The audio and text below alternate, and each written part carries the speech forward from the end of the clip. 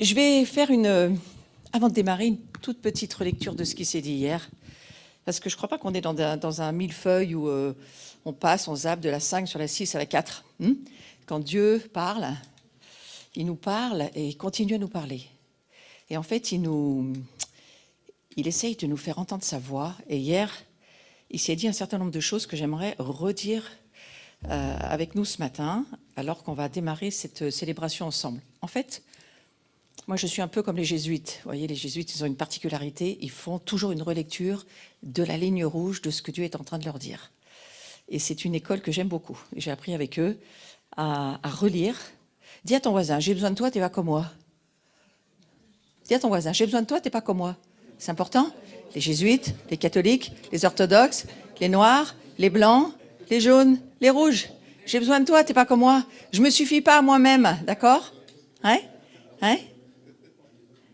Je me suffis pas à moi-même, j'ai besoin de toi. C'est important. Et j'étais juste en train de rendre l'honneur aux jésuites qui m'ont appris des belles choses. Si vous ne savez pas ce que c'est qu'un jésuite, vous tapez sur Google, jésuite. Mais la communauté est en train de servir à l'arrière, mais elle va arriver. Mais voilà ce que nous a dit Steve hier. On est sur un petit week-end on va dire, d'immersion dans l'esprit prophétique que Steve est venu nous apporter. Et j'ai trouvé intéressant ce que Steve nous a partagé, de dire, savoir ce que j'ai à disposition. Il faut que je sache que ce que j'ai mis à disposition de ma vie, c'est pour servir Dieu. Pas toujours évident, mais je vais nous le rappeler.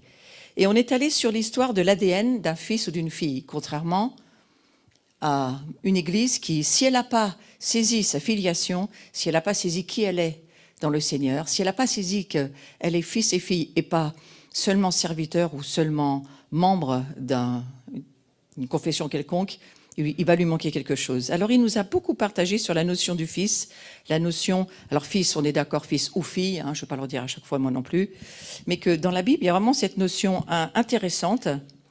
Et je vais vous relire quelques petites choses qu'il nous a dit, que je voudrais nous rappeler ce matin. Une seule chose que Dieu attend, il attend simplement que tu crois. Parce que si on croyait, les choses seraient différentes. Donc, ne vous dites pas à vous-même, mais moi je crois, je suis un croyant. Oui, mais non. Parce que si on était des croyants comme Dieu nous dit qu'on devrait croire, le monde serait déjà très transformé. Même déjà notre propre vie. Donc, il faut accepter de se dire, je suis un croyant, mais je crois quoi en fait? Je suis un croyant de quoi? En quoi? Et quand on sait que la foi, qui est tellement importante pour croire, la foi, elle vient de ce qu'on entend, de ce que Dieu nous dit, et pas de ce qu'on pense savoir sur la théologie biblique, mais de ce que Dieu vraiment nous dit, alors ça va changer beaucoup de choses. Donc il nous rappelait que la foi d'une personne, c'était très intéressant d'entendre ça. La foi d'une personne nous fait sortir de notre juridiction. On a tous une juridiction. On a tous autour de nous un certain nombre de règles et on a une juridiction même de doctrine, bien souvent. Mais Dieu nous rappelle que la foi nous en fait sortir. Sortir du cadre dans lequel nous sommes, sortir de la manière dont on voit les choses. C'était vraiment fort hier. Une insistance de Dieu pour nous dire « Sors de ta juridiction et laisse-moi t'amener à croire tout simplement ce que je te dis dans ma parole. » Croire, ce n'est pas laisser l'option à Dieu. Waouh, ça m'a fait réfléchir ça. Ouais, mais Dieu, il veut pas, il veut. Oui, mais il veut guérir. Ouais, mais tout ne veut pas guérir. Alors, est-ce qu'il veut vraiment guérir, Dieu? Une option, c'est... Non, c'est pas une option. C'est si Dieu te le dit. Alors, soyez gentils, les gens à l'arrière. Le dernier rang, vous venez tous sur le premier. Vous serez gentils. Comme ça, les derniers qui arrivent, on a de la compassion pour eux, et on les remarque pas. Parce qu'il y en a qui vont arriver, je vous promets. Venez, il y a la place. Les amis, là, hop, pour une fois, les derniers seront les premiers. J'ai besoin de vous avoir devant. Ouais, c'est vrai. Ouais, c'est juste. Allez, c'est bien, venez. Ayez ce courage, il faut être courageux. Voilà, parce que c'est important aussi qu'il y ait quelques chaises à l'arrière aussi. Voilà. Si j'arrive à croire, merci, c'est gentil. Des fois, on ne fait pas ce qu'on a envie, mais c'est bien, c'est gentil. Si j'arrive à croire, qu'est-ce qui va se passer si j'arrive à croire? Je vais voir la gloire de Dieu. Ici, on est suffisamment de croyants pour la voir, la gloire de Dieu. Vous êtes des croyants? Oui. Donc, qu'est-ce qu'on va voir? La gloire de Dieu. On ne va pas laisser l'option à Dieu, on va dire, on veut juste voir ta gloire. Hier, on était quelques-uns, mais je peux vous dire, la gloire s'est manifestée d'une façon très, très particulière. Il y avait un paquet de paillettes par terre. Le miracle, c'est de la voir. Dieu cache sa gloire, vous savez ça? Où est-ce qu'il a caché sa gloire en premier? Chez toi. Ah, oui, il a caché sa gloire dans ta vie. Et ce qu'il veut maintenant, c'est que les autres la voient, pas seulement toi, mais que les autres voient la gloire qui est cachée chez toi. Dis à ton voisin, tu vas pas tarder à la voir. Hein? Tu vas pas tarder à la voir, la gloire de Dieu. Comment elle se manifeste, la gloire de Dieu? Signes, miracles, prodiges. Paroles de connaissance, paroles de sagesse, paroles d'à propos. Miracles. Des choses qui vont t'échapper. Tout à coup, tu pries, ça t'échappe. Les gens sont guéris, tu n'as rien fait pour ça. Parce que Dieu s'échappe de ta vie. Et Dieu est fatigué du confinement. Il aimerait vraiment, vraiment qu'on déconfine le plus possible. Ouais. Hier, Steve nous a redit, très intéressant, l'histoire du fils prodigue. Il y a eu ce partage de l'héritage. Il y en a un qui est parti, qui a tout dilapidé, il y a l'autre qui est resté. Mais alors, la différence entre les deux, c'est que celui qui est resté est devenu tellement légaliste que quand le fils qui était parti est revenu, il ne s'est même pas réjoui. Il a dit, mais qu'est-ce que tu viens faire là, toi? Ouais. Cette amertume de dire, moi, je suis un gars bien, j'ai tout fait pour Dieu, je dois être béni. Et l'autre là, qui n'a rien foutu, qui a tout dilapidé, il rentre et puis on lui fait la fête. C'est normal ça? Attention, parce que dans l'église, ça va arriver. Nous, on est là depuis des années, on est au taquet, hein, et on est vraiment là pour Dieu. Puis, il y en a qui arrivent, on ne sait pas où, et c'est eux qui ont toutes les bénédictions. Alors, on va se réjouir, d'accord? On va se réjouir, on ne va pas être là à dire. Qu'est-ce qu'ils en foutent là, eux? Qu'est-ce qu'ils viennent là? Qu'est-ce qu'ils viennent, ils sont guéris, puis nous, c'est nous qui devrions être guéris. C'est ça, hein? C'est ça l'histoire du Fils qui a été partagée hier. Et que dans notre cœur, on puisse s'ouvrir et laisser partir cette amertume, on n'en peut plus, pour nous réjouir de tous ceux qui sont bénis. Ouais. Moi, je vais me réjouir parce que tu es là et que tu vas être béni. C'est super. Que je te revoie ou que je ne te revois pas. Ah, il y en a certains, je sais que je vais les revoir. Mais il y en a d'autres, je ne suis pas sûre. Hein? Mais je me réjouis. Que ça soit un temps pour toi, cette célébration, on va adorer Dieu, mais que ça soit un temps de bénédiction. Un temps où tu vas plonger dans la substance de Dieu. Et c'est directement dans l'adoration, aujourd'hui, vraiment, que Dieu nous touche, que nos vies changent. Parce que pourquoi ça, au fait? Parce que nous sommes des fils et des filles. Dis à ton voisin, ah, alors on est de la même famille. Ah, mince alors. Il semble qu'on soit de la même famille. Ah bon, mais je croyais que tu étais catholique. Ben ouais, mais bon, catholique ou protestant, c'est qu'un nom de famille. Hein. On est dans la même maison. Ouais. Donc ici, sachez qu'il y a des catholiques, il y a des protestants, et c'est pas marqué sur le front, et tant mieux. Et on aime mieux pas savoir. Ouais. Tout ce qu'on veut savoir, c'est qu'on est des frères et des sœurs. On est une famille. Et on veut s'aimer comme dans une famille. Ouais. Et il y a besoin, je crois, de laisser s'échapper ce cœur de Dieu pour sa famille. 2, 3 autres petites choses. Ah oui, alors lui, il arrive, il a dilapidé l'argent, il a fait n'importe quoi, il a bouffé avec les cochons. Et lui, il a droit à la robe, les chaussures et l'anneau. Non, mais non, c'est trop. C'est trop, frères et sœurs. Dites à votre cœur, c'est pas trop. C'est pas trop. Ouais. Dieu fait ce qu'il veut, et il bénit qui il veut. Et il risque bien de fâcher l'Église légaliste qui accepte pas trop que les bénédictions les aillent sur n'importe qui. Ah bon, Dieu, tu peux bénir n'importe qui? Ouais, absolument, il peut bénir n'importe qui. Il faut se préparer à être prêt. Et que le cœur qu'on veut offrir au Seigneur ce matin, il soit vraiment ouvert. Il y a une joie de Dieu. Moi, je suis arrivée, j'étais ivre, donc ça ne va pas s'arranger. Et en fait, la joie de Dieu, c'est quand il est vraiment là, il t'habite. Alors, on a eu cette... je pense qu'il faut remettre quelques chaises pour ceux qui vous occupez de la maison. Ouais. Merci d'aider 2, 3 personnes qui remettent des chaises au fond. Merci, parce qu'ils ne viendront pas devant. Voilà. Alors, ce fameux grand frère qui a une mentalité très, très légaliste, dites « Ah, moi, je ne veux pas que ce soit moi. » Vous comprenez ce que je suis en train de vous dire? Je ne veux pas que ce soit moi. Moi, je veux me réjouir. Je veux me réjouir de ce que Dieu invite. Parce qu'au fond, il y a plein de légalistes que Dieu invite qui ne viennent même plus à l'église. Donc maintenant, il invite n'importe qui. Ouais, c'est l'histoire des invités à la noce. Et finalement, Dieu aime chacun de la même manière. C'est-à-dire parfaitement. Je me réjouis de savoir combien Dieu t'aime. Parfaitement. Moi, ça risque d'être un peu compliqué que ça soit parfait, mais je vous promets que je fais de mon mieux. Je fais de mon mieux pour vous aimer. Mais dis à ton voisin, je vais faire de mon mieux aussi. Ouais. Dans l'église que nous sommes aujourd'hui, on a besoin de se dire, je te promets, si je t'offense, je ne l'ai pas fait exprès. Parce que moi, je fais de mon mieux pour t'aimer comme Jésus t'aime. Et bien sûr qu'on va glisser sur des pots de banane, c'est clair. Hein, on va se faire avoir, on va dire une phrase, ouais, on a dit le mot qu'il fallait pas. Oh, il y a des blacks chez nous. Ben ouais, c'est bien, moi j'aime bien le noir. Hein. Oh, il y a des blancs, ils sentent le poulet, on s'en fout. On est la même famille, d'accord. Moi j'ai vécu aux Antilles, c'est pour ça. On est la même famille. Et on reçoit en plus un frère black. Oh, il est marié avec une blanche, mince alors. Alors Dieu il mélange tout là, et on va voir ce que va donner le bébé. Hein. Je prophétise. Moi, j'ai fait partie de ceux qui vous ont mariés, donc je sais. Hein. Et je dis, Seigneur, ce plan de Dieu, c'est quoi? C'est le pinard que je leur ai offert pour leur expliquer que Dieu voulait que ça marche. Hein. Le plan de Dieu, c'est quoi? Hein. C'est qu'on s'aime. Est-ce que tu peux prendre la main de ton voisin, même si tu n'as pas envie? Fais-le par la foi. Et dis-lui, Seigneur, donne-moi de l'amour, j'en ai besoin. Certains couples, il faudrait le faire tous les jours. Donne-moi de l'amour, j'en ai besoin. J'en ai besoin. Il y en a marre de la religion, amen. Amen. Il y en a marre de la religion. On est fatigué du vernis religieux. Ce qu'on veut, c'est de l'amour. Et j'ai aimé, j'espère que je vais le retrouver, Steve nous a partagé quelque chose de très beau hier. Si le diable arrive à vous faire douter de la bonté de Dieu, vous arrêtez d'être des fils. Ouh. Si le diable vous fait douter de la bonté de Dieu, vous arrêtez d'être des filles et des fils de Dieu. Si vous faites douter que Dieu est bon, alors vous vous mariez, vous allez douter très vite. Vous avez besoin de Dieu. Très vite, vous allez douter de la bonté de Dieu. Ah bon? C'est ça le mariage? Et oublie pas, tu dis à l'autre, je suis en progression, hein, dans mon amour pour toi.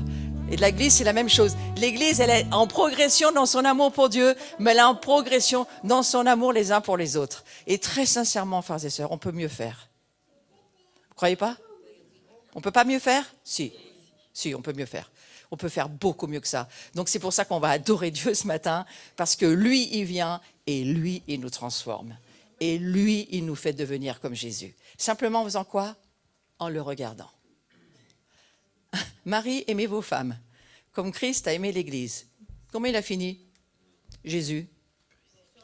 Alors, les maris, suivez cette voie, tout va bien aller. Amen. Suivez cette voie. Aimez vos femmes comme Christ. Et Christ, il s'est donné jusqu'à ce que l'Église tombe en amour avec ce Dieu qui s'est donné. Ce n'est pas une affaire d'avoir raison ou tort, c'est une affaire d'aimer. Voulez vous lever? Seigneur, je prie ce matin pour que la substance du royaume, la substance de ta gloire, la substance de qui tu es, tout en tous, Jésus, tombe sur nous et nous transforme. Et qu'alors que nous te contemplons, nous devenons comme tu es. Nos cœurs se transforment comme tu es. Et nous allons pouvoir aimer d'un amour extravagant. Dites à Dieu, je vais t'aimer d'une manière extravagante finalement. Hein? C'est possible? Hein? C'est possible? Je voudrais vraiment t'aimer d'un amour extravagant. Parce que c'est ça qui te plaît. Amen. Steve, viens Aude, je vais vous présenter tous les deux. Je vous aime beaucoup, nous vous aimons beaucoup. Vous faites partie des gens pour lesquels on est en amour. Hein? Ouais, c'est vrai. Oh, faites un sourire, hein, ça aide. Ouais, voilà. Ouais. Et Steve est un magnifique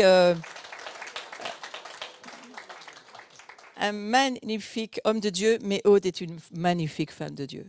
Ouais. Et je prie que véritablement le Seigneur continue son œuvre sur votre vie. Vous avez chacun des charismes très différents, mais vous êtes chacun, je vais dire, une complétude en vous-même.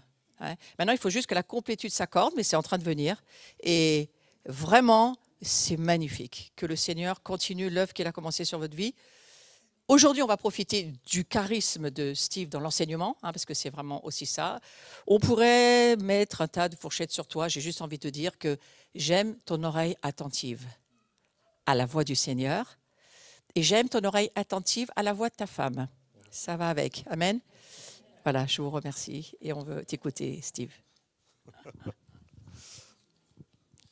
Merci beaucoup pour l'accueil. Merci. Je me sens comme à la maison, c'est assez rassurant. Euh, donc, je vois qu'il y a pas mal de visages qui n'étaient pas là hier. Aucun reproche. Mais pour me présenter un peu, je viens d'Île-de-France. Je suis assistant pasteur dans une église qui s'appelle Paris Évangile. Donc, si vous êtes un jour de passage sur Paris, ou vous cherchez un endroit pour faire une célébration, ou d'ailleurs si vous connaissez des personnes à Paris qui cherchent une église, n'hésitez pas à nous contacter. On prend vraiment plaisir à accueillir de nouvelles personnes. Et notre but, c'est vraiment cette croissance dans le royaume de Dieu. Moi, je pense que le royaume de Dieu, ce ne sont pas les débats. Le royaume de Dieu, c'est la justice, la paix et la joie. Et donc, lorsque les personnes viennent chez nous, on leur dit, OK, tu as le Saint-Esprit, viens, on va dans les rues et on guérit quelques malades. C'est là-bas que ça se passe. Vous savez, il y a quelques années, je me suis retrouvé dans une discussion avec des chrétiens. Certains me disaient, euh, la Bible de Dieu, la parole de Dieu, c'est plutôt comme si on doit plutôt célébrer de telle manière. Et il y avait tellement d'avis et tellement de regards là-dessus. Et quelqu'un a dit, vous savez, lorsque Dieu a donné les signes et les miracles, c'était pour que l'Église croie. Et c'est passé avec le temps des apôtres. Il y a quelque chose chez moi qui n'était pas d'accord. Quelque chose chez moi qui disait, c'est bizarre quand même cette histoire. Donc je suis allé voir tous les textes qui parlaient de ça et je me suis dit, mais c'est drôle, aucun des textes qu'ils ont cités ne parle finalement des signes, des prodiges, des miracles. Il n'y a aucun endroit dans la Bible où on dit que ça s'est arrêté. Et on a interprété, on a fait ci, on a fait ça. Et je me suis dit, Seigneur, quand les gens sont convaincus de quelque chose, ça ne sert à rien de débattre, tu ne veux pas gagner. Et le Seigneur m'a dit, oui, c'est pour ça que je ne t'ai pas envoyé débattre avec les gens. Je t'ai envoyé sur le terrain. Alors, quelques temps après, il y a une autre discussion, toujours sur le même sujet. Et j'étais tellement content de dire à ces personnes, en fait, je crois que je ne vais pas m'accorder sur cette doctrine-là, mais je vous aime, vous êtes mes frères, parce que je viens de voir un miracle se passer. J'ai prié pour une personne, elle a guéri. Donc, si ça s'était arrêté, je ne comprends pas pourquoi Dieu a exaucé ma prière. Et vous savez, parfois, on est dans des débats, dans des discussions. Je suis noir, je suis blanc, je crois comme si, mon grand-père priait comme ça. Et on oublie à la fin que, quelle que soit ta position et ton background, quand tu arriveras devant le Seigneur, tout ce qui va importer à Dieu, c'est de te dire est-ce que tu as aimé. C'est tout ce qui va l'intéresser. La couleur de la peau de Jésus, ça va aider personne à entrer dans le royaume de Dieu. Pourquoi je vous dis ça? C'est parce que je prie vraiment que l'Église ne tombe pas dans le piège de débat. Jésus fuyait les débats. Paul, lorsqu'il écrit à Timothée, lui dit, tu sais quoi, évite les généalogies. Évite ces choses-là, rentre pas là-dedans. Ce matin, pendant que je prenais ma douche, le Seigneur me parlait encore de ça. Il me disait, tu sais Steve, une fois que tu as dit quelque chose, une fois que tu as prêché la parole, après ce que les gens en font, ça les regarde, ça ne te regarde pas toi. Donc si quelqu'un n'est pas content, c'est avec moi qu'il doit traiter, c'est pas avec toi. Évite des débats inutiles. Et je prie vraiment que l'abri soit cet endroit qui porte son nom, l'abri. Vous savez, dans la Bible, lorsqu'on voit la référence à l'abri, l'une des premières références dans l'Ancien Testament, c'est cet endroit qu'on a créé pour que les gens puissent s'échapper s'ils sont sous le coup de la condamnation de la mort. Ça doit être un endroit ici où quand les personnes viennent, elles entrent, elles rencontrent ce Jésus et qu'elles échappent à la mort. Je n'ai pas le temps d'entrer dans cette révélation, mais on se rend compte finalement que la ville refuge, l'abri dans la Bible, c'est Jésus en réalité. Mais ça, ce sera peut-être pour une autre fois. Bonne année, hein, à chacun d'entre vous. Et voilà, il y a des gens qui ont le jargon, hein. Pour ceux qui ne l'ont pas encore, vous inquiétez pas. Il y a quelques années, je ne l'avais pas non plus. Et après, j'ai commencé à traîner avec les maréchals. Et c'est vraiment intéressant. Moi, j'aime vraiment plonger dans les Écritures. J'aime prendre la parole de Dieu, la laisser me parler, discuter, échanger avec elle, et la laisser me challenger des fois, renouveler des choses chez moi, transformer quelque chose dans ma pensée. Et en préparant cet enseignement, j'ai trouvé des choses.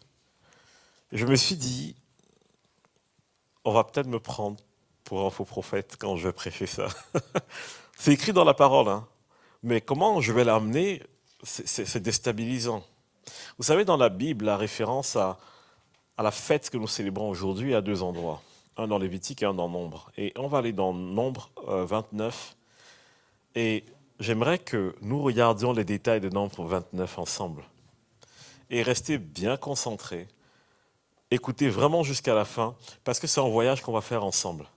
Vous allez voir comment de quelque chose d'extrêmement compliqué, on arrive à une chose qui est évidente et qui est simple.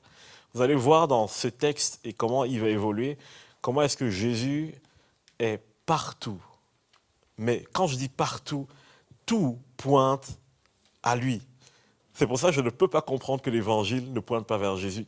Tout ce qu'on prend dans la Bible finit par pointer vers lui. Dire, vous voulez la révélation de qui je suis, regardez Jésus. Et donc, verset 1. Le 7e mois, le premier jour du mois, vous aurez une sainte convocation. Vous ne ferez aucune œuvre servile. Ce jour sera publié parmi vous au son des trompettes. Tout à l'heure, Flo a dit quelque chose d'intéressant. Le chauffard, c'est ce cri, c'est ce chant, c'est ce son du ciel. Et les trompettes, c'est le son de la voix des hommes. On a le son de la voix de Dieu et le son de la voix des hommes. Et vous savez, sonner la trompette quand les anges viennent. Il faut que je fasse attention à ne pas me disperser. Dans l'Apocalypse, quand les anges reviennent, qu'est-ce que les anges sonnent?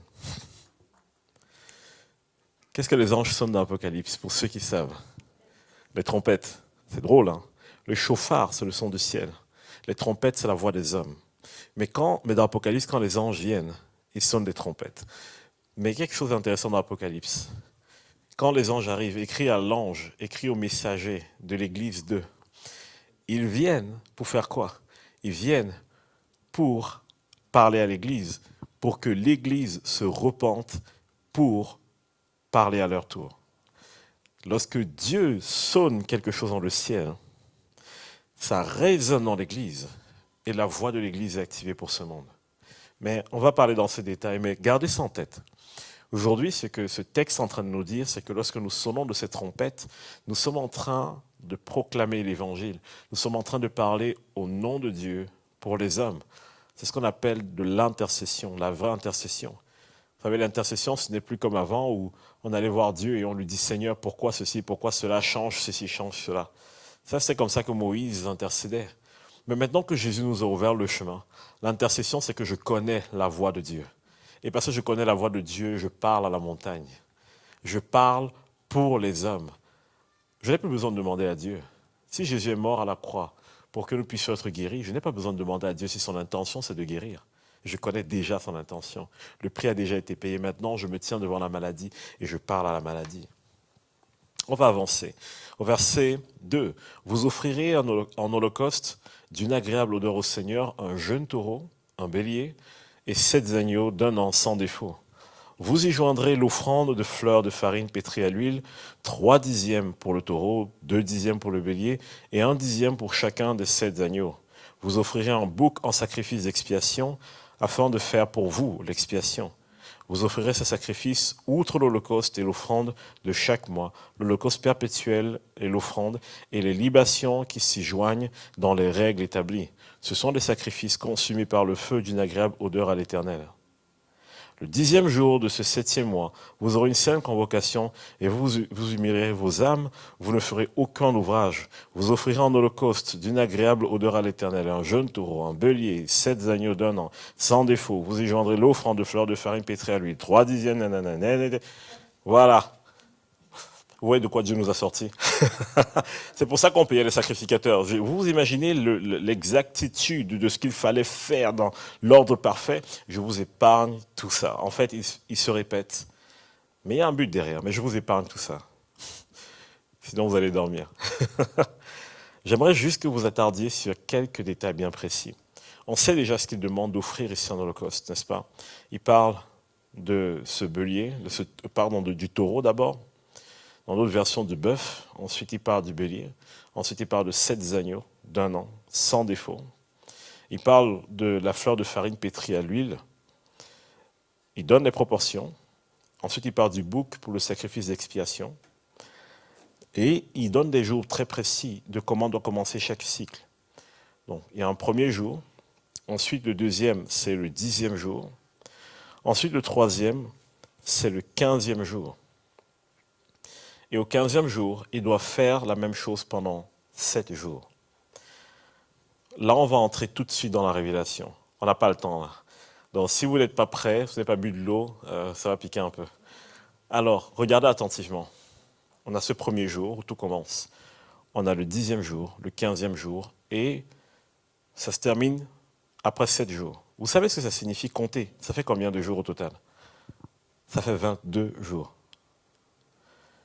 Vous allez me dire, Steve, je ne comprends pas. C'est quoi le rapport avec 22? Pourquoi tu me parles de 22? Vous savez combien de lettres a l'alphabet hébraïque? 22. L'alphabet hébraïque commence par Aleph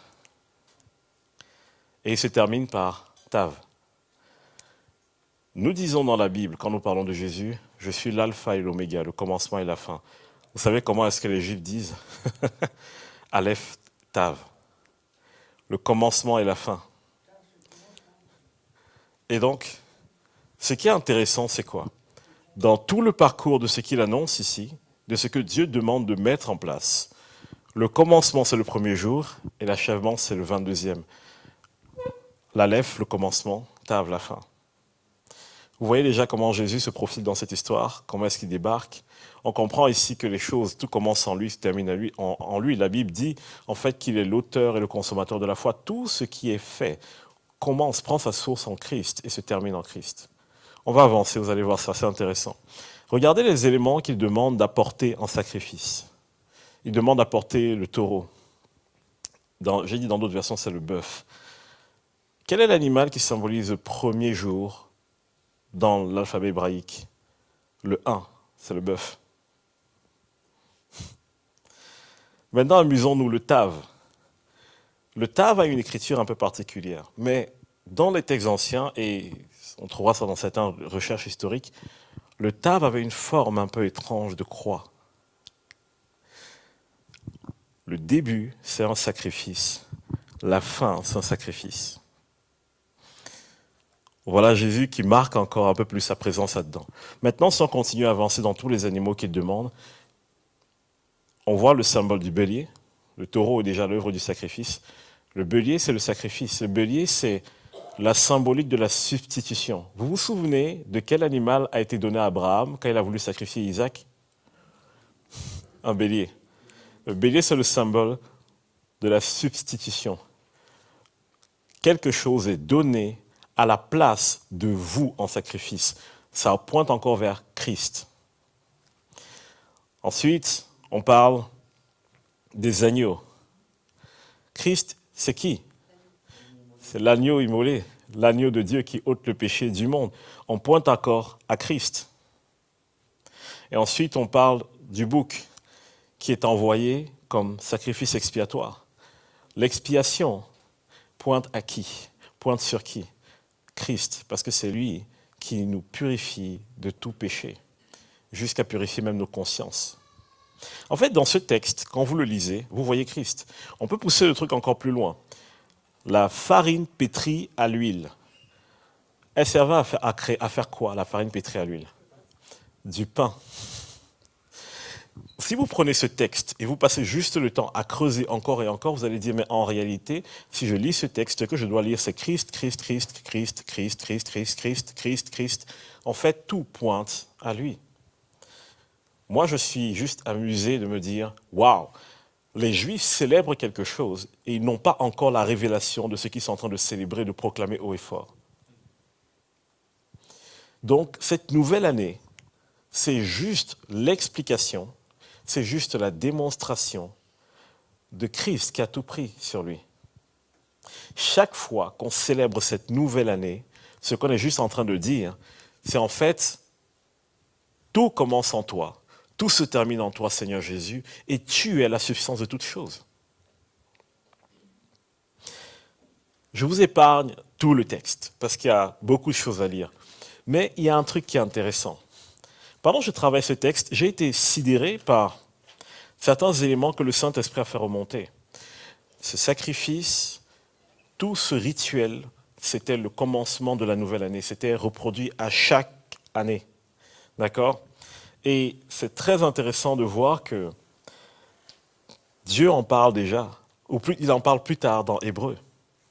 On va aller dans Hébreu 10 maintenant. Et je ne sais pas pour vous, mais pour moi, en lisant Hébreu 10, j'ai fait « Ah, Seigneur, je suis surpris. J'avais jamais compris Hébreux 10 comme ça. J'avais jamais réalisé la référence que tu faisais à ce qui se passait en début d'année chez les Juifs. Alors, je vais trouver la référence.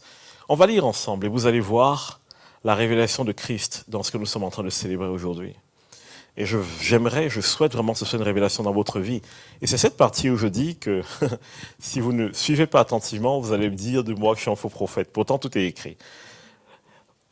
Hébreux 10 au verset 1. En effet, la loi qui possède une nombre des biens à venir et non l'exacte représentation des choses ne peut jamais, par les mêmes sacrifices qu'on offre perpétuellement chaque année, amener les assistants à la perfection. Ça veut dire que regardez, on parle des sacrifices qu'on offre chaque année. Ce détail, c'est ça qui m'a sauté aux yeux. J'ai fait, attends, il n'est pas en train de parler des sacrifices perpétuels. Il n'est pas en train de parler de tout ce qu'on peut connaître, par exemple, comme sacrifice qui a été cité dans la Bible. Il parle spécifiquement des sacrifices qu'on offre chaque année. Il est en train de pointer vers ce jour. Il est en train de spécifiquement parler de cette fête en particulier. Il dit, chaque année, il y a certains sacrifices qu'on offre. Mais ces sacrifices ne peuvent jamais ôter le péché. Mais ces personnes offraient ces sacrifices dans l'espérance que leur péché soit ôté. Donc vous voyez maintenant la connexion entre les deux textes, entre Nombre 29 et celui-ci. Donc ça y est, maintenant, vous n'allez pas dire que j'ai exagéré et que j'ai tiré les choses par les cheveux. Donc la suite de Nombre 29 est dans Hébreux 10. Et pour comprendre ce qui se passe dans Nombre 29, il faut lire Hébreux 10. Et c'est intéressant. Si on va au verset 2, il dit « Autrement, n'aurait-on pas cessé de les offrir parce que ceux qui rendent ce culte étant une fois purifiés, n'auraient plus eu aucune conscience de leur péché. » Et c'est là où il y a quelque chose de puissant. On se rend compte que le but des sacrifices, ce n'était pas juste de purifier les personnes de leur péché, mais c'était de purifier leur conscience du péché. Donc, les sacrifices qu'on offrait perpétuellement, les sacrifices qu'on offrait chaque année, venaient couvrir la faute, mais ne pouvaient pas purifier l'âme du pécheur. Parce que le problème, ce n'est pas ce que vous faites, c'est ce qui se passe en vous. C'est ce qui se passe en chacun d'entre nous. Et ça, aucun sacrifice ne pouvait l'enlever. Aucun sacrifice ne pouvait ôter la condamnation et le jugement qu'il y a dans nos propres cœurs. Aucun sacrifice ne pouvait empêcher nos pensées de nous accuser. Et c'est là où vous voyez, où Dieu a voulu amener son peuple beaucoup plus loin, c'est-à-dire vous et moi et le peuple juif. Il voulait les amener plus loin en disant, vous savez, on a mis en place ces choses. Et on les a mises en place dans la loi avec Moïse, parce que vos cœurs étaient endurcis. Et j'ai mis ces choses en place pour vous donner l'opportunité de garder une relation avec moi. Mais ce qu'on a mis en place n'est qu'une image de ce qui devait arriver. Et cette chose qu'on a mis en place n'a pas le pouvoir de laver votre conscience.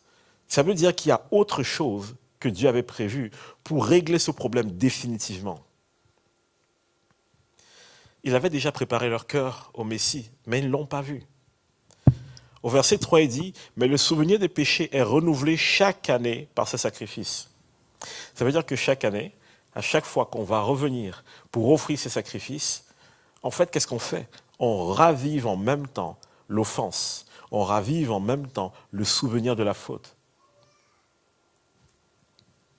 Vous voyez que l'intérêt de Dieu, le but de Dieu, c'était de venir laver même votre conscience.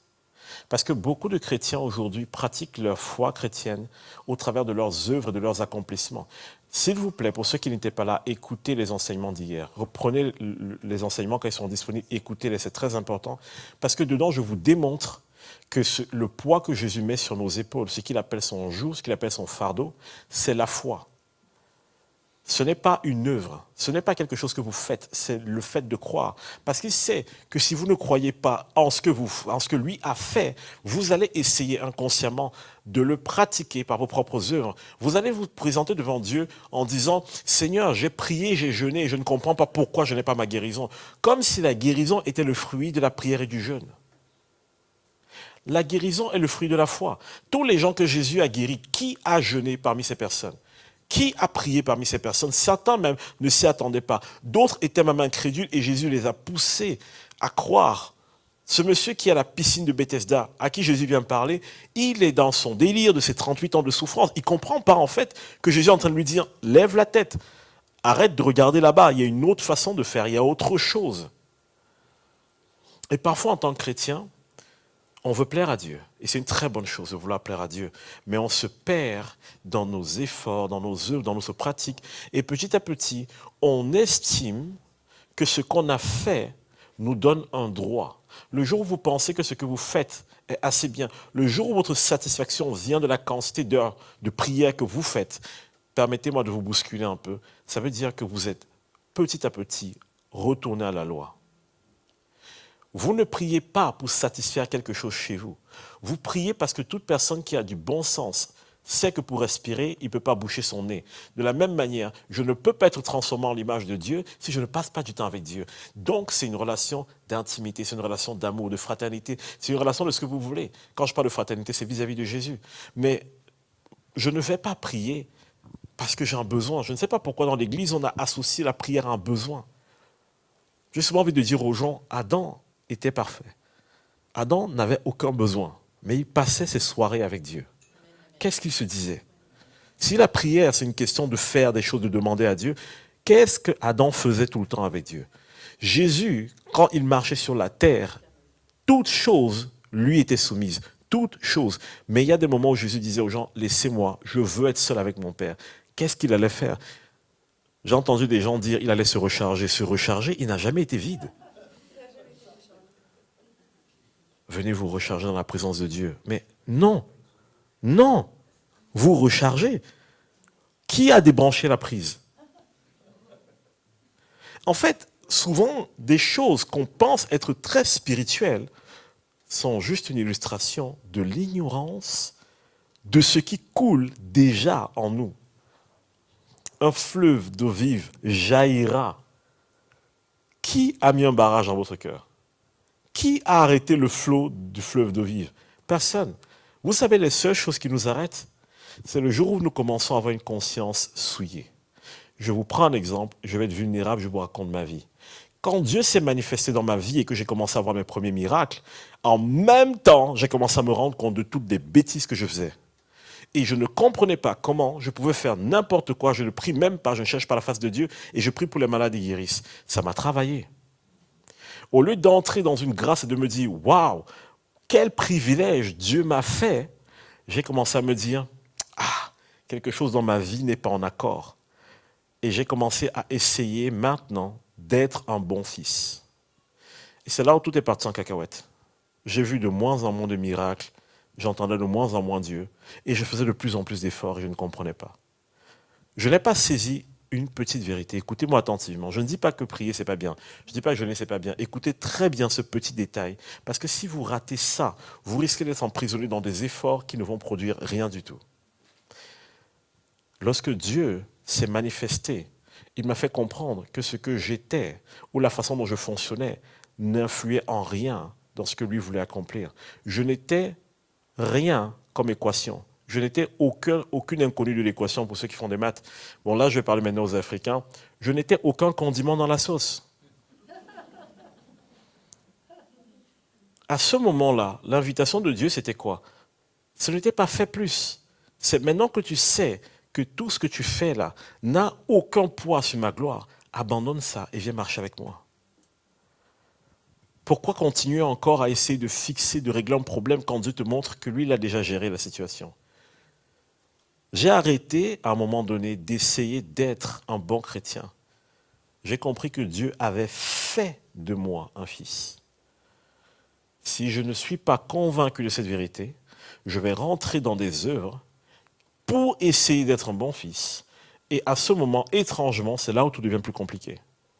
Mais quand je comprends que j'ai été fait enfant de Dieu, je dis, mais en fait, si j'ai été fait enfant de Dieu, Romains 5 me dit quoi? L'amour L'amour de Dieu a été répandu dans nos cœurs avec abondance par le Saint-Esprit. Pas va être répandu, a été répandu. Donc, ça veut dire que l'amour dont j'ai besoin pour mon prochain est déjà répandu dans mon cœur.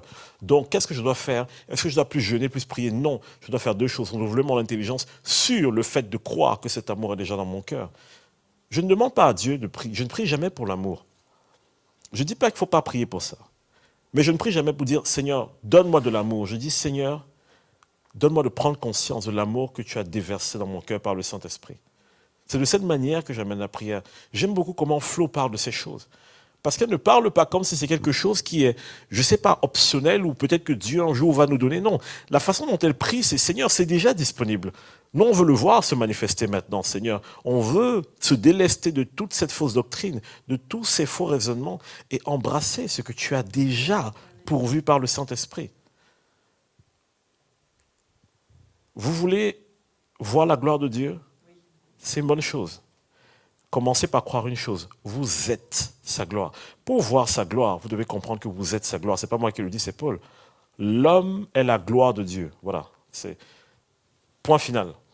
Bon, la phrase continue, mais j'aimerais qu'on s'arrête là. L'homme est la gloire de Dieu. Est-ce que quand vous entendez cette phrase, est-ce que tout de suite dans vos pensées, il y a un repos qui s'installe? Quand un repos ne s'installe pas, ça veut dire qu'il y a encore en vous quelque chose de l'ordre de la religiosité qui lutte. Parce qu'il y a quelque chose en vous qui veut essayer de mériter ça. Et Dieu est en train de dire, non, j'ai déterminé que tu es ma gloire. J'ai choisi que tu seras ma gloire. Si tu crois, tu vas le manifester. Mais si tu essaies de faire ceci ou faire cela, c'est là où ça devient compliqué. Le problème, ce n'est jamais les œuvres, c'est la foi. Ça ne sert à rien de faire beaucoup d'œuvres si d'abord dans son cœur on n'a pas cru. Les œuvres sont le fruit de la foi. C'est pour ça quand on parle de la justification, quand Jacques en parle, il dit que si tu as la foi, ça se voit dans tes œuvres. Tes œuvres ne veulent pas dire que tu as la foi, mais si tu as la foi, tes œuvres vont suivre. Le cœur, c'est la foi. Le cœur, c'est d'arriver à avoir une conviction inébranlable dans le fait que ce que Dieu a dit de moi est la vérité. Donc, nous devons pratiquer les œuvres, mais ces œuvres doivent être le fruit d'une foi. Ne servez pas dans l'église, je l'ai dit hier, ne servez pas dans l'église pour être agréable à Dieu. Servez dans l'église parce que vous avez compris qu'il vous a rendu conforme à son image. Servez dans l'église parce que maintenant vous savez que c'est la maison de votre Père. Vous n'êtes pas en train d'essayer d'aller chez les autres. Vous savez, quand je fais des cours de disciples dans mon église, ce que je leur dis souvent, c'est il y a deux façons de servir dans l'église. Soit vous venez prendre la responsabilité, vous mettez votre cœur, peu importe les conflits, les divisions, vous venez, vous mettez votre cœur parce que c'est chez votre Père, soit vous venez aider celui qui s'en occupe. Il y a beaucoup de gens qui viennent et qui donnent un coup de main et qui aiment bien l'ambiance, mais qui ne veulent pas s'engager. En fait, ils n'ont pas compris qu'ils ne s'engagent pas parce qu'au fond d'eux, ils n'ont toujours pas saisi que c'est leur maison. Ce n'est pas la maison du pasteur. L'église n'est pas la maison du pasteur. L'église n'est pas l'œuvre du pasteur. L'église, c'est l'œuvre de Christ. Donc, quand j'arrive et que je sers, je respecte l'autorité sous laquelle Christ m'a mise, mais je ne sers pas comme un mercenaire qui vient faire les choses du bout des doigts parce que ça fait plaisir au maître. Je sers parce que c'est chez moi. Quand je vois une église où on dit, là, on nous a envoyé quelque chose, une demande pour Madagascar, parce qu'ils ont fait une conférence à Madagascar et le torrent est arrivé, et ensuite il y a eu les vents et tout, ça a arraché tous les toits. Et ils ont juste envoyé des lettres pour dire, est-ce que vous pouvez nous aider à reconstruire le toit de l'église? Je n'ai pas commencé à me dire, oh, vous savez, ce n'est pas mon problème. C'est la maison de mon Père. Si je n'ai pas les moyens, je n'ai pas les moyens. N'allez pas faire des choses que Dieu ne vous a pas demandé de faire. Mais à ce moment-là, ça me concerne. C'est la maison de mon Père. Ce n'est pas la maison du pasteur, c'est la maison de mon Père. Quand moi j'arrive à l'église, je ne dis pas balayer le sol, ce n'est pas mon ministère. Ce n'est pas de ça dont il s'agit. Pourtant, je prêche. Quand j'arrive à l'église et que je me rends compte qu'il y a quelque chose à faire, s'il y a un papier qui traîne, c'est la maison de mon Père, je vais le ramasser. Je prends ces choses et je me les approprie parce que c'est chez mon Père. Les personnes qui ont cette révélation que je vous donne actuellement, ce sont des gens qui marchent dans un niveau de puissance incroyable. Ils ont compris ce que c'est que le service. Vous savez pourquoi Jésus n'était absolument pas dérangé par le regard des gens sur lui? Jésus n'avait rien à prouver à personne. Jésus entrait à la synagogue comme chez son Père. Jésus servait les autres comme chez son Père. Quand quelqu'un vient dans votre maison, ce n'est pas la personne qui va chercher de l'eau, c'est vous, parce que c'est chez vous. Servir, c'est la preuve que j'ai compris que je suis chez mon Père. La terre est le marchepied de Dieu. À chaque fois que je sers des personnes sur la terre, c'est parce que je sais que c'est à mon Père. C'est ça qui motive le cœur d'un chrétien. Ce ne sont pas des œuvres pour essayer d'acquérir une certaine approbation de la part de Dieu. Écoutez-moi très bien.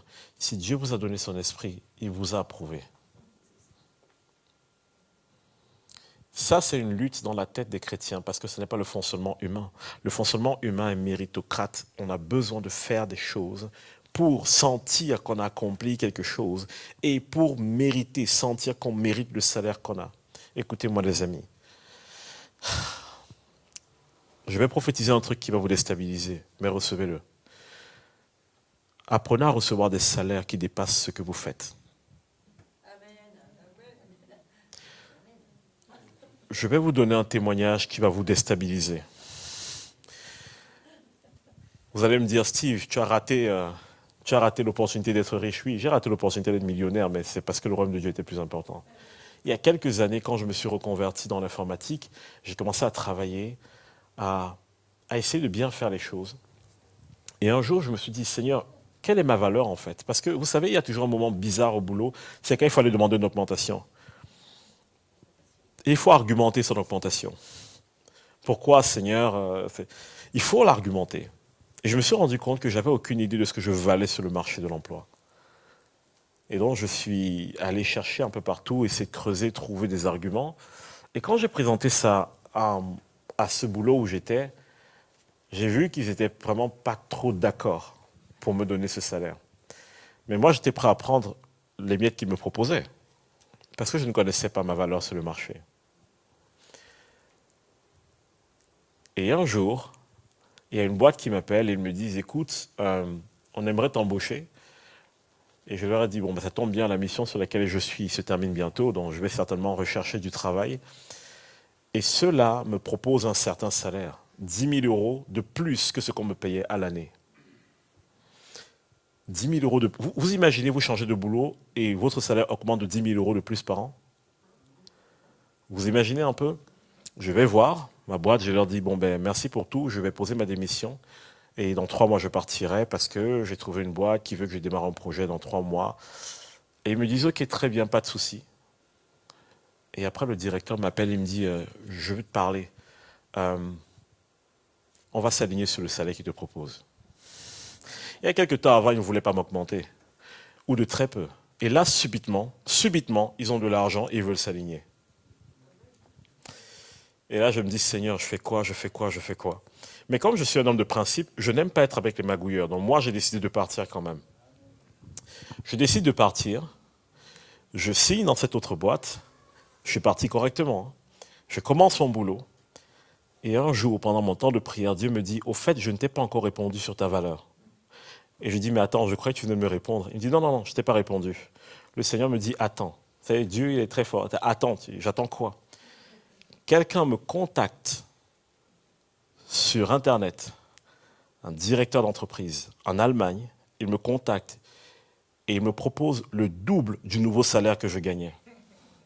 Bon, là, je vous promets, ma tête a vrillé. Je vais être honnête, je vais vous donner des chiffres. Il me proposait littéralement de me payer 100 000 euros par an pour bosser pour eux. Ils ont dit, on paye tout, tu viens en Allemagne, tu as 100 000 euros de salaire annuel. Là, je pars, j'ai la boule au ventre. Et devant l'offre, j'ai regardé les conditions et il y a 2 choses dans les conditions qui ne m'ont pas parlé du tout. Je me suis rendu compte que je n'aurais pas le temps de servir Dieu. Et j'ai dit, je ne peux pas. J'ai refusé 100 000 euros de salaire annuel. Je ne peux pas. À ce moment, Dieu m'a dit, maintenant, en parlant, Maintenant, on peut discuter de valeur. Tu voulais un chiffre pour savoir ce que tu vaux?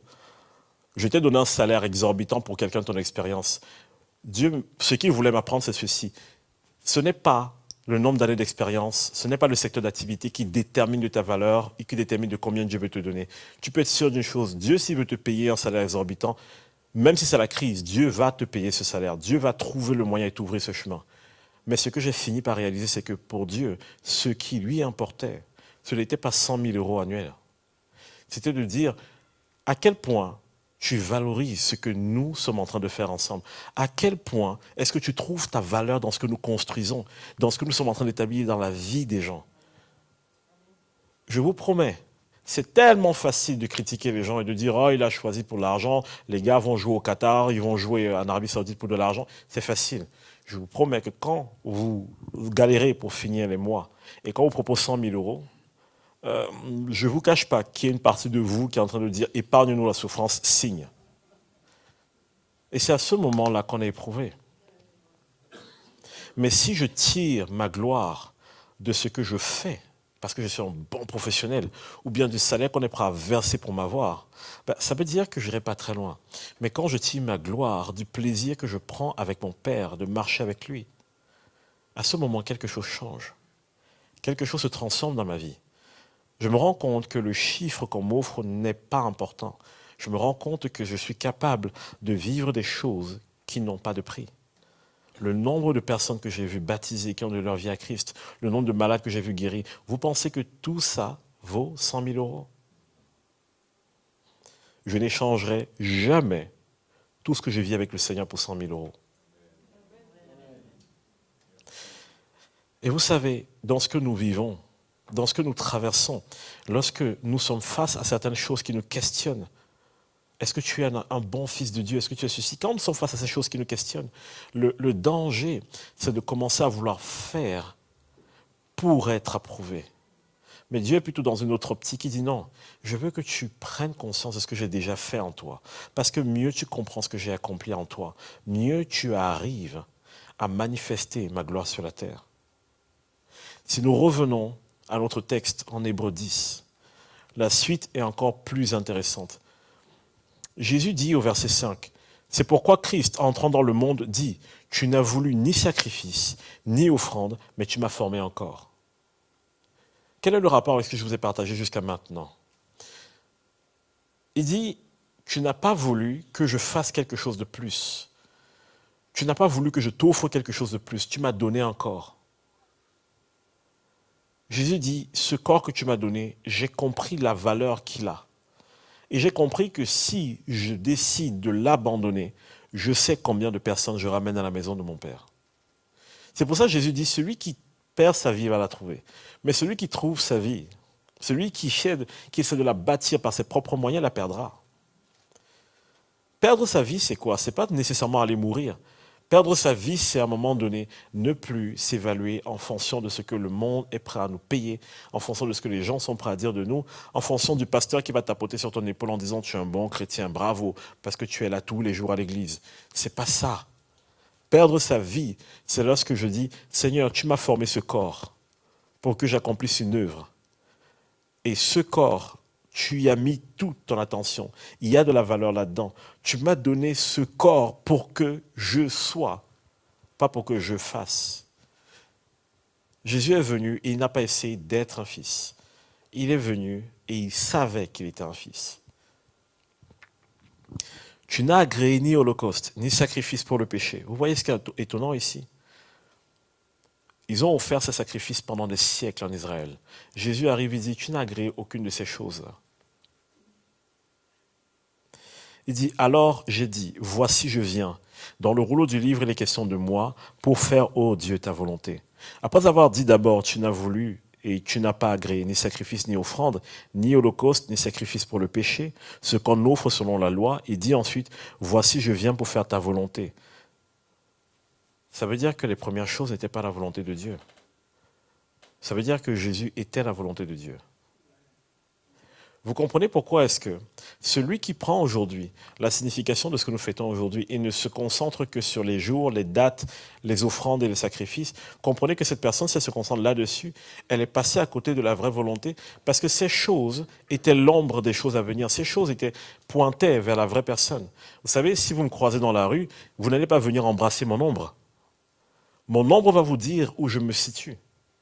C'est moi qui ai la vraie chose. C'est moi qui suis la vraie personne, pas mon ombre.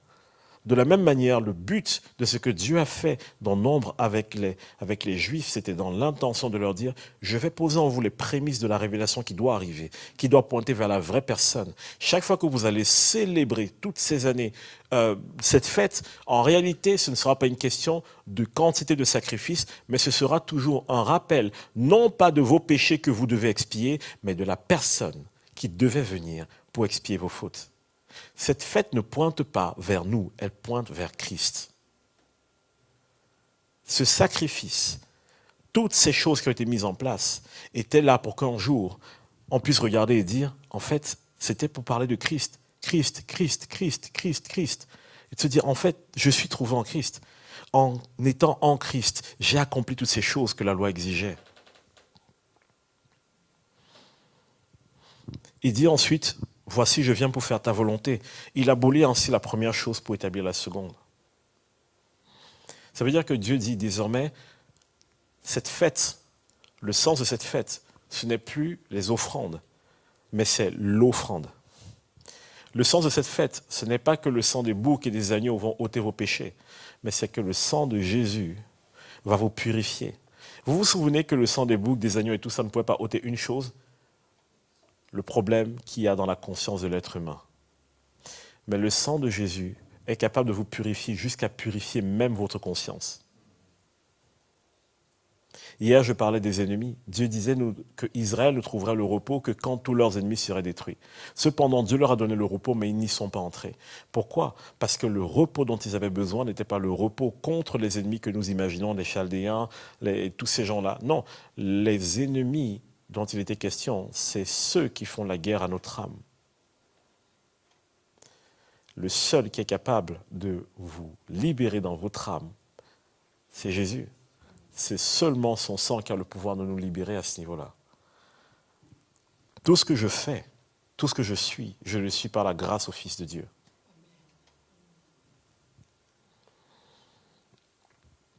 Et tandis que tout sacrificateur fait chaque jour le service et offre souvent les mêmes sacrifices qui ne peuvent jamais ôter les péchés, lui, après avoir offert un seul sacrifice pour le péché, s'est assis pour toujours à la droite de Dieu, attendant désormais que ses ennemis soient devenus son marchepied. Car par une seule offrande, il a amené à la perfection pour toujours ceux qui sont sanctifiés. C'est ce que le Saint-Esprit nous atteste aussi. Car après avoir dit, voici l'alliance que je ferai avec eux, après ces jours-là, dit le Seigneur, je mettrai mes lois dans leur cœur et je les écrirai dans leur esprit. Il ajoute, ouvrez vos oreilles, attentivement, il ajoute, je ne me souviendrai plus de leurs péchés ni de leurs iniquités. Or, là où il y a pardon des péchés, il n'y a plus d'offrande pour le péché. La symbolique de cette fête que nous célébrons aujourd'hui, ce n'est pas pour que vous ameniez une offrande en plus à Dieu. Il dit, là où il y a pardon pour le péché, il n'y a plus d'offrande.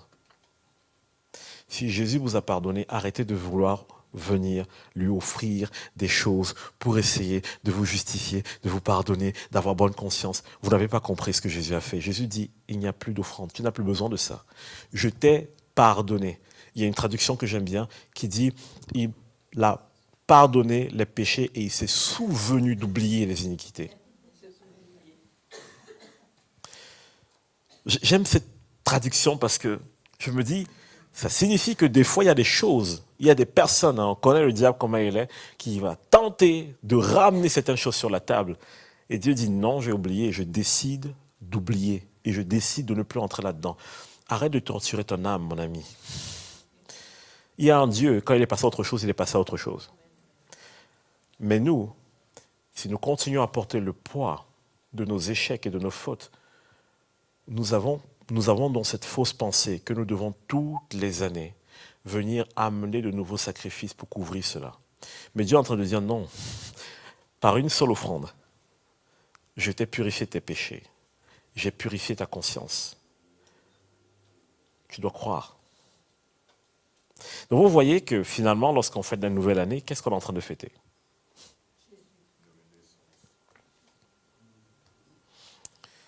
C'est Christ. Chaque fois que vous allez dire, ben, Shana Tova, voilà tout ce qui est caché derrière. Chaque fois que vous allez célébrer cette célébration, voilà tout ce qui est caché derrière. Vous voulez savoir ce qui est drôle? Lorsque cette fête se termine, quelle est la prochaine qui arrive? Non, juste directement. Le Yom Kippour. Le grand pardon. Vous comprenez où on en est? Vous voyez ce qui se passe? Nouvel an, je célèbre Christ. Et il répond par le grand pardon. Je ne vais pas aller plus loin, parce que je pense que j'ai creusé, retourné. Désolé, je suis un peu en mode, pas prédication, mais enseignement. Mais pourquoi j'insiste là-dessus, les amis? Pourquoi est-ce que je suis vraiment en train de parler, de le dire, de le retourner, de l'enseigner dans tous les sens? Ça fait des années que je tourne en boucle sur le même message. Pourquoi je fais ça? Parce que je vous promets qu'il y a une différence entre une personne qui a compris qui elle est en Jésus-Christ et une personne qui ne l'a pas encore saisi. Il y a une différence entre une personne qui a compris que ce n'est pas sa couleur de peau, ce n'est pas sa culture, sa tradition, son origine qui le définit, mais c'est ce que Dieu dit de lui. Il y a des personnes qui ont compris que si j'arrête de pratiquer telles choses qu'on pratiquait dans ma famille, que mes ancêtres pratiquaient, ça ne retire rien de qui je suis. Parce que ce que je suis, je le suis par la grâce de Dieu. Si quelqu'un saisit cela, il fera la même chose que Jésus a faite. Il va marcher sur la terre et tout va lui être soumis. Il aura une autorité extraordinaire. Les entités spirituelles n'obéissent pas aux rites et aux traditions. D'ailleurs, elles profitent des rites et des traditions pour asservir les personnes. Les entités spirituelles obéissent aux messagers de Dieu. Parce qu'ils ne parlent pas en leur nom, ils parlent au nom de Dieu.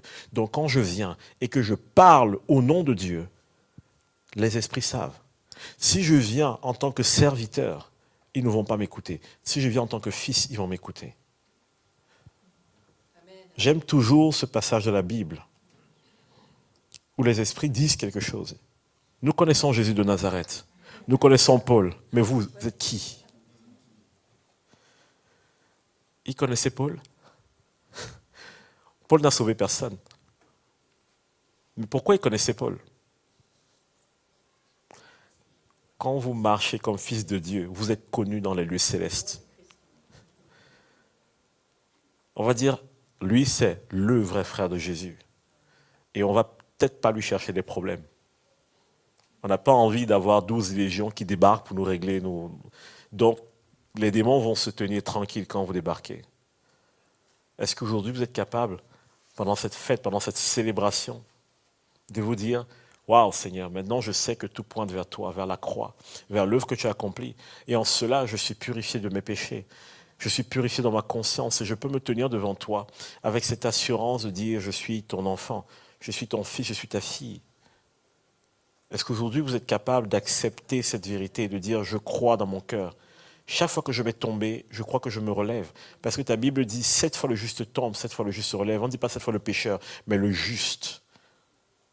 Est-ce que je vais croire, Seigneur, que mon manque de papier, mon manque d'argent, peut-être le fait que je n'ai pas encore d'épouse, peut-être que le fait que je n'ai pas encore ma maison à moi, est-ce que je vais croire que toutes ces choses-là ne me définissent pas et qu'elles n'enlèvent rien au fait que je suis fils de Dieu, au fait que je parle et les choses arrivent, au fait que je commande et les choses se fassent, au fait que j'ai le pouvoir de guérir les malades, de chasser les démons? Est-ce que je vais croire que rien, aucune des choses ne définit ma valeur autre que ce que la parole de Dieu dit de moi? Est-ce que je vais croire que je suis fils, fille de Dieu, prophète, prêtre, sacrificateur, roi, oint? Cette fête que nous célébrons aujourd'hui, elle vient nous rappeler une chose. Vos péchés vous sont pardonnés. Aleph et Tav, je suis le commencement et la fin. Je suis le premier et le dernier. Jésus vient te dire une chose aujourd'hui. C'est lui qui a mis toutes choses en place dans ta vie. Et c'est lui qui va amener ces choses à la perfection. Il a besoin d'une chose de ta part. Est-ce que tu vas oser croire ce qu'il veut faire en toi? Est-ce que tu vas oser croire? On va juste prier pour terminer ce message. J'ai envie de vous bénir. Et après, Flo, tu voulais qu'on fasse quelque chose ensemble? Non? Ok. Je veux juste prier pour terminer. Il est 12h15. Si je ne m'arrête pas maintenant, je ne m'arrêterai pas. Parce que j'ai encore une moitié de révélation, je n'ai pas dite, mais... Eh oui. Seigneur, Père, nous savons parfois que nous devons célébrer des fêtes, parce que tu as dit dans ta parole que cette fête est perpétuelle. Tu as dit, Seigneur, que ces fêtes que nous célébrons, Seigneur, sont établies. Mais parfois, nous ne réalisons pas que toutes ces choses que tu as mises, Seigneur, ne pointent pas sur l'œuvre, sur l'offrande ou sur l'effort. C'est un message caché qui devait nous pointer vers Christ. Celui qui était le seul digne d'ouvrir le livre. Le seul capable de nous laver, de nous purifier de nos péchés jusqu'à laver notre conscience. Le seul capable de faire de nous des fils et des filles de Dieu. Et aujourd'hui, nous comprenons que lorsque nous prenons ce temps pour célébrer cette nouvelle année juive, nous sommes en train de prendre le temps pour célébrer l'œuvre de Christ dans notre vie. Nous sommes en train de nous souvenir, Seigneur, qu'il y a eu un sacrifice, qui a été plus grand, Seigneur, que celui de bœuf, Seigneur, que celui des agneaux, de la brebis, du bouc.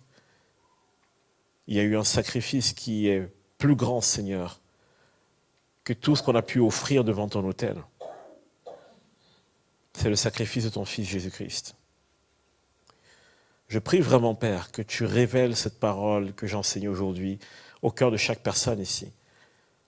Qu'à chaque fois qu'ils entendront des personnes célébrer cette nouvelle année, que ce ne soit pas un rappel de tous les efforts qu'ils doivent faire pour être agréés par Dieu, mais que ce soit le souvenir qu'ils ont été agréés, rendus purs par le sang de Jésus, établis fils et filles de Dieu, et qui doivent se laisser transformer par toi. Je prie que tu nous enlèves, Seigneur, cette tentative de trouver notre valeur dans les œuvres que nous accomplissons, mais de plutôt laisser ta foi en nous faire grandir et nous faire entrer dans les œuvres que tu as déjà prévues d'avance pour nous. Je prie ici, Père, qui est ta paix, qui est ton repos, qui repose sur chaque membre de cette communauté, de tous ceux qui m'écoutent, qui a une telle sécurité dans leur cœur, que jamais, Père, ils ne s'abandonnent et qu'ils ne se détournent, mais qu'ils se souviennent toujours à quel point ton amour est précieux et à quel point il t'appartient. Je prie, Seigneur, pour que certains d'entre nous aient le courage d'abandonner leurs rites et leurs traditions, parce qu'ils ont compris que le royaume de Dieu n'a pas d'égal, et que, Seigneur, c'est ton royaume qui importe. Je prie, Seigneur, que dans nos églises, dans nos assemblées, nous soyons humbles, que nous ne venions pas servir comme des mercenaires, Seigneur, pour un salaire ou pour une approbation, mais que nous prenions les choses en main parce que nous sommes fils et filles de Dieu, parce que c'est la maison de notre Père, et nous voulons que dans sa maison, il ne manque de rien.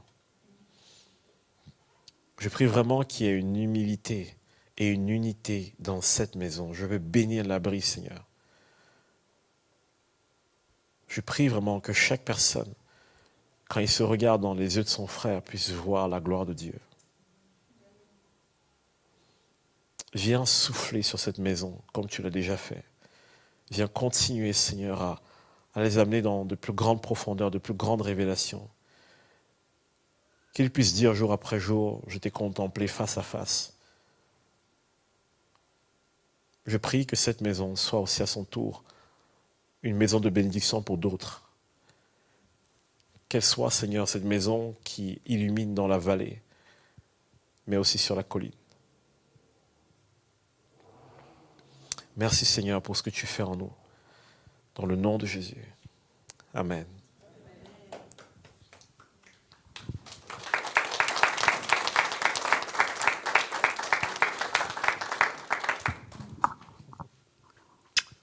Vous savez qu'en Égypte, on n'a pas le droit d'embrasser les gens. C'est pour ça que depuis, j'embrasse tout le monde. Moi, j'ai passé 10 ans en Égypte. On me disait, jamais t'embrasses un pasteur. Alors, chaque fois, j'allais voir le pasteur. Et je faisais juste le contraire de ce qu'il me disait. C'était magnifique, non? Oui.